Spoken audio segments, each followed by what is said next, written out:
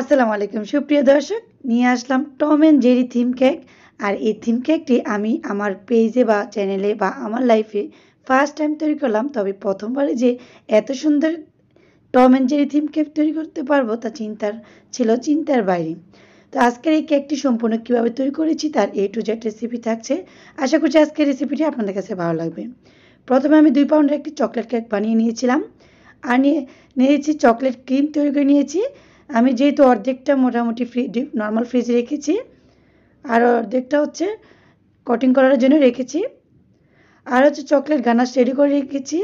আর হচ্ছে যে সুগার সিরাপটা রয়েছে এটা দুধ দিয়ে রেডি করে নিয়েছি।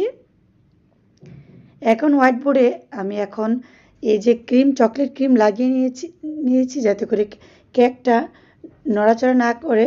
যেহেতু আমার ডেলিভারি দেওয়া কেক, একটু বেশি করে লাগিয়ে নেবেন আপনারা, এতে করে কেক দূরে গেলে একটু নড়াচড়া করবে না সহজে।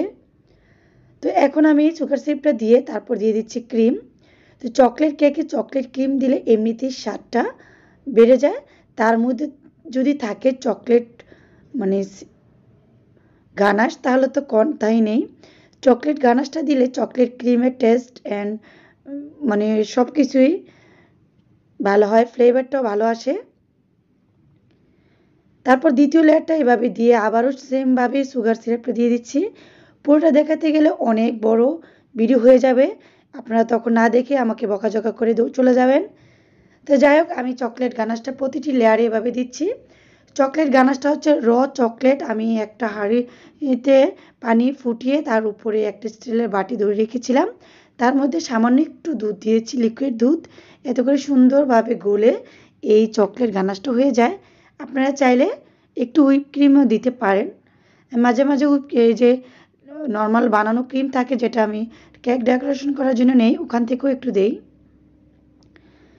তো যেহেতু আমরা কোটিং করে এটাকে ফ্রিজে রেখে দেবো প্রায় 20 মিনিটের মতো, সেই জন্য অল্প করে ক্রিম দিলেই হবে প্রথম অবস্থা। জাস্ট কোটিং করার জন্য যতটুকু প্রয়োজন ততটুকুই দিব। তো আমি একবারই ক্রিমটা তৈরি করে নিই, করে হচ্ছে একটা বক্সে রেখে দিই। ফাইনাল ডেকোরেশনের জন্য অর্ধেকটা আর অর্ধেকটা হচ্ছে রেখে দিই। এতে করে আমার ক্রিম ফাটাফাটির ভয় থাকে না, আর সময়টাও কম লাগে। যাই কোটিং করা হয়ে গেছে, এখন আমি এটাকে রেখে দেবো নর্মাল ফ্রিজে। তো আমি একটু চারপাশ মুছে রেখে দিচ্ছি। চলে আসবো 20 মিনিট পর। আপনারা চাইলে আধা ঘন্টাও রেখে দিতে পারেন। তো 20 মিনিট পর চলে আসলাম। এখন আমি যে ক্রিমটা রেখে দিয়েছিলাম, মানে এই ক্রিমটা হচ্ছে তৈরি করার পর সাদাটা সরিয়ে তারপর আমি চকলেট গানাশ মিশিয়েছিলাম। এতে করে আমার মানে টাইম সব কিছুই কম লাগবে। যখন আমার ফাইনাল ডেকোরেশনের টাইম হবে তখন আমি ওই ক্রিমটা নর্মাল থেকে নামিয়ে এই সাদা হুইপ ক্রিমটা ইউজ করছি। তো প্লেট নাইফ দিয়ে আলতো আলতো করে চারপাশ দিয়ে ঘোরালে হচ্ছে ফিনিশিংটা চলে আসবে। তো যারা নতুন তারা অবশ্যই চেষ্টা করবেন পাইপিং ব্যাগ দিয়ে হচ্ছে এটা ভরে চারপাশ দিয়ে ডেকোরেশন করার, মানে ঘুরিয়ে দেওয়ার জন্য। এত করে সময়টা কম লাগে আর চারপাশ দিয়ে ক্রিমটা সমান হারে পরে, এত করে ফিনিশিংটা আনতে সুবিধা হয়। তো যাই হোক, আমরা হচ্ছে প্রতিবারই হচ্ছে প্লেট নাফটা একটা মানে বাটি বা আমি হচ্ছে স্টিলের গ্লাস দিয়ে কাজ সারছি। ওই গ্লাসটার উপরে আমি হচ্ছে প্লেট নাফটা প্রতিবার একটু পরপর হচ্ছে মানে চামচটা দিয়ে সরিয়ে নিচ্ছি ক্রিমটা। এত করে আমার মানে ক্রিমটা যখন স্মুথ, আমার নাইফটা যখন পরিষ্কার থাকবে তখন হচ্ছে ফিনিশিংটা আনতে সুবিধা হবে। যাই হোক, এই কাজটা কিন্তু যাদের মানে হাতের এক্সপিরিয়েন্স যত বেশি হবে এই ফিনিশিংটা তত বেশি হবে। আস্তে আস্তে ইনশাআল্লাহ সবারই সুন্দর হবে, চেষ্টা করতে থাকবেন। যেহেতু Tom and Jerry theme cake, তো এই কেকটা আমার হচ্ছে এটা কাস্টমাইজ কেক ছিল। জাস্ট যেরকম ছিল আমি সেরকমই চেষ্টা করছি। তো এটা 2টা কালারের কম্বিনেশান ছিল, এটা হচ্ছে রেড আর নিচে আর হচ্ছে ব্লু কম্বিনেশানে। তো আমি সেভাবেই করে নিচ্ছি।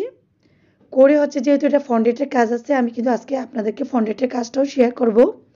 সঙ্গেই থাকুন, সাথেই থাকুন। আর অবশ্যই রেসিপিটি কেমন হয়েছে কমেন্টসের মাধ্যমে জানাবেন। তো যাই হোক, আমি একটা মানে সময়টা কম লাগানোর জন্য আর পাইপিং ব্যাগে যেহেতু ভরে নিয়েছি, রেড কালারটা দিয়ে একটু স্পেস রেখেছিলাম আন্দাজ করে, তারপর হচ্ছে ব্লু কালারটা দিয়েছি। দেওয়া এই তো আমার নিচের বর্ডারটা হয়ে গেল। অনেক কিউট লাগতেছিল সাদার মধ্যে এই ব্লু এবং রেড কালারটা।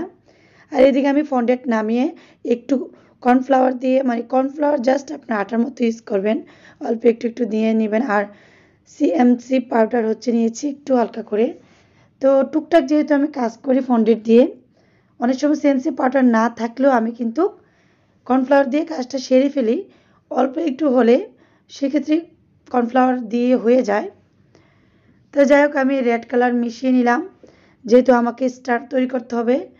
তো স্টারটা তৈরি করার জন্য আমি ফন্ডেন্ট কাটা নিয়েছি, স্টার মানে কিনে আনিয়েছি। যেহেতু ফন্ডেন্টের কাজ আসলে অল্প কাজ হলে কিন্তু এগুলো কস্ট একটু বেশি পড়ে। এই যে কাটাটা কিনে আনতে হয়েছে 80 টাকা না 70 টাকা নিয়েছি মেবি 3টা। তো একটার জন্য 3টা কাটা নিয়ে আসলাম।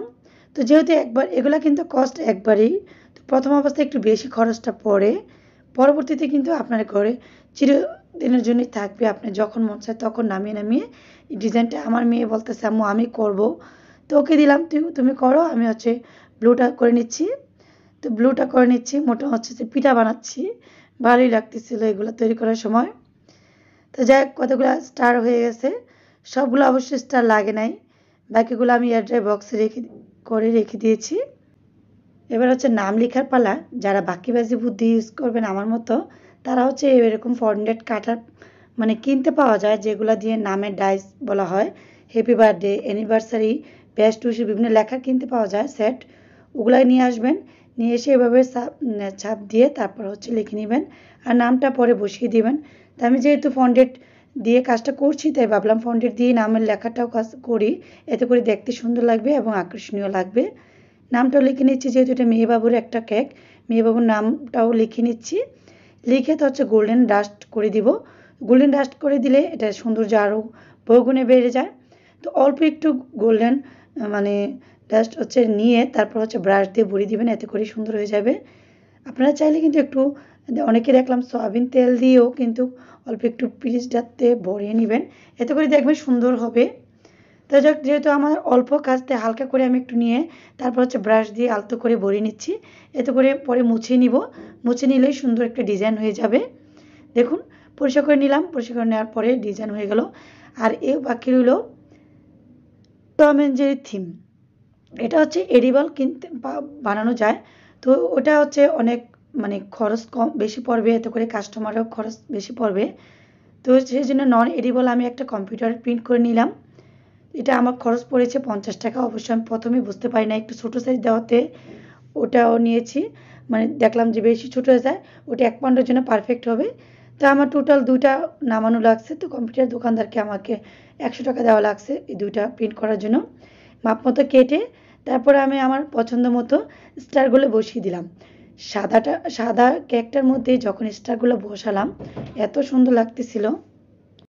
উপরে বসিয়ে তারপরে চারপাশে বসিয়ে নিচ্ছি। এগুলো হচ্ছে যার যার পছন্দ মতো আপনারা বসিয়ে নেবেন।